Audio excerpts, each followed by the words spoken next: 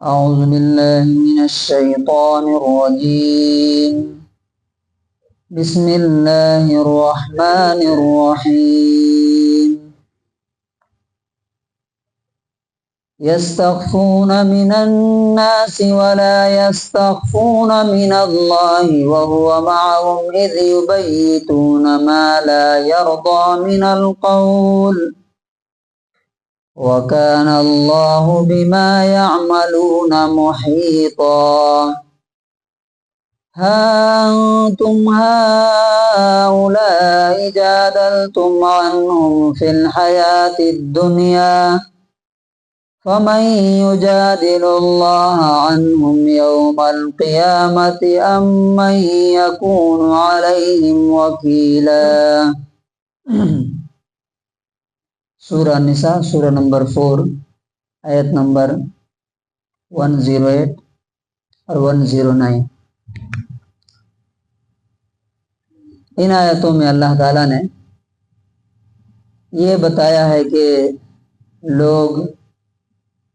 لوگوں سے تو اپنے برے کام چھپا سکتے ہیں، اپنے گناہ اور پاپ چھپا سکتے ہیں، لیکن اللہ تبارک و تعالیٰ سے کچھ بھی چھپا نہیں سکتے.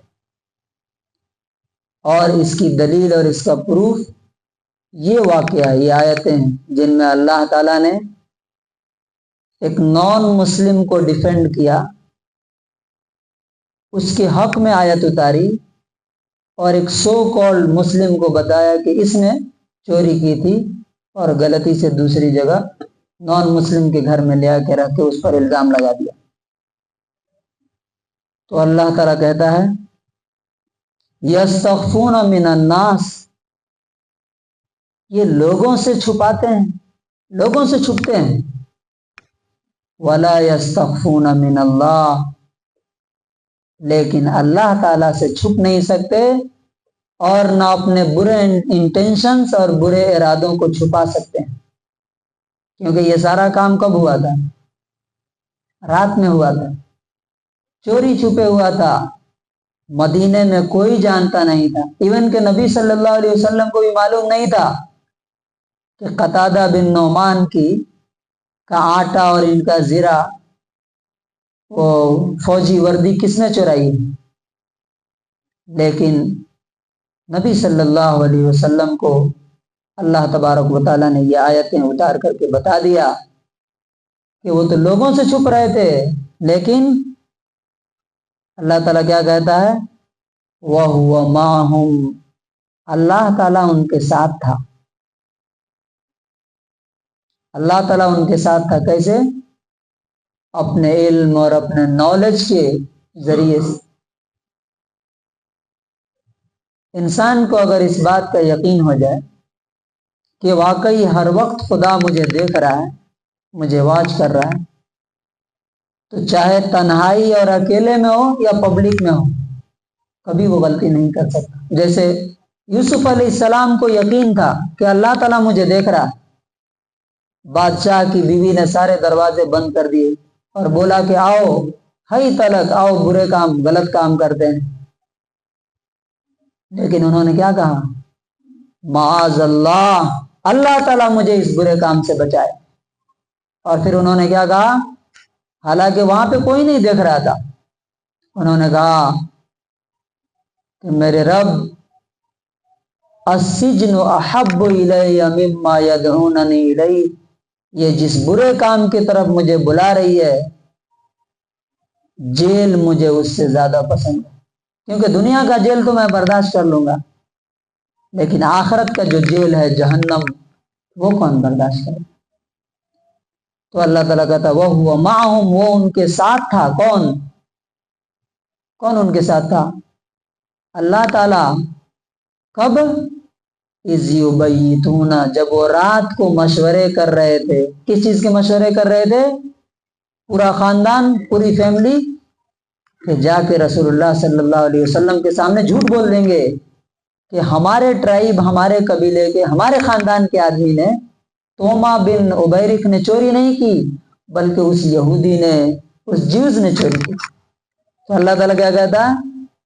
اللہ تعالیٰ ان کے ساتھ تھا جب وہ ایسی باتوں کے بارے میں مشورہ کر رہے تھے جو اللہ تعالیٰ کو پسند نہیں.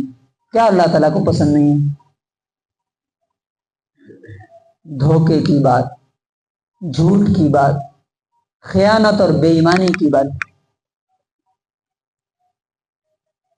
وَكَانَ اللَّهُ بِمَا يَعْمَلُونَ مُحِيطًا.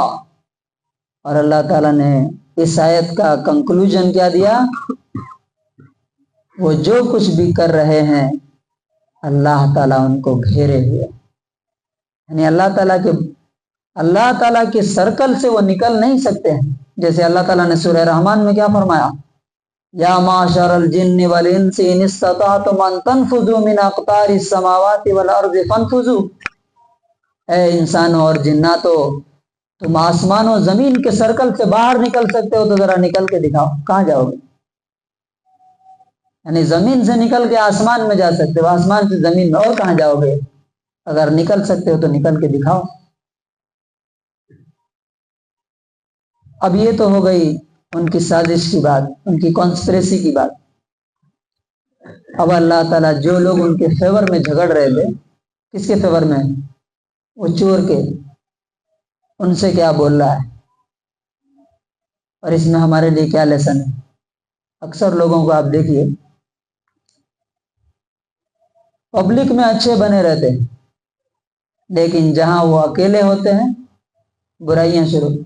موبائل پہ باتیں، یوٹیوب پہ گندے ویڈیوز یا لوگوں کی غیبت. اللہ تعالیٰ کیا بولتا ہے کہ لوگوں، ٹھیک ہے لوگ نہیں جانیں گے، معلوم نہیں حل، اللہ تبارک و تعالیٰ تمہارے ساتھ ہے، اس کا احساس نہیں ہے کیا؟ موسیٰ علیہ السلام جب مصر سے نکلے اور سامنے ندی، پیچھے دنیا کی سب سے پاورفل آرمی، ان کی قوم نے کیا کہا؟ یا موسیٰ انا لمدرکون. اے موسیٰ اب تو ہم پکڑ لیے گئے. موسیٰ علیہ السلام نے یہی ورڈ کہا تھا، کیا؟ کلا، ہرگز نہیں، ناٹ ایٹ آل، ان معی ربی، بے شک میرا رب میرے ساتھ ہے. میرا رب میرے ساتھ ہے. نبی صلی اللہ علیہ وسلم نے یہی بات کہی تھی کب؟ جب غار ثور میں چھپے ہوئے تھے، مشرکین سامنے آ گئے پکڑنے کے لیے، تو ابو بکر رضی اللہ عنہ گھبرانے لگے تو کیا کہا؟ لا تحزن، ٹینشن نہ لو، ان اللہ معنا، بے شک اللہ تعالی کس کے ساتھ ہے؟ ہمارے ساتھ ہے، ان کے ساتھ نہیں ہے. اور جس کے ساتھ اللہ تعالیٰ ہو اسے کوئی بگاڑ سکتا ہے؟ نہیں بگاڑ سکتا. اب کیا ہوتا ہے کہ بہت دفعہ ایسا ہوتا ہے کہ آپ کے دوست نے کوئی غلطی کر لی، باپ سے غلطی ہو گئی، بھائی سے غلطی ہو گئی، ہمیں معلوم ہے کہ ہمارا بھائی غلط ہے، ہمارا فیورٹ آدمی غلط ہے، لیکن آپ جا کر کے کس کے فیور میں گواہی دے دیتے ہیں؟ حق کے خلاف اپنے بھائی، باپ، چچا، دوست کے فیور میں گواہی دیتے ہیں. اللہ تعالیٰ اسی کو یہاں پہ بتا رہا ہے. ہا انتم ہاؤلائی جادلتم عنہم فی الحیات الدنیا.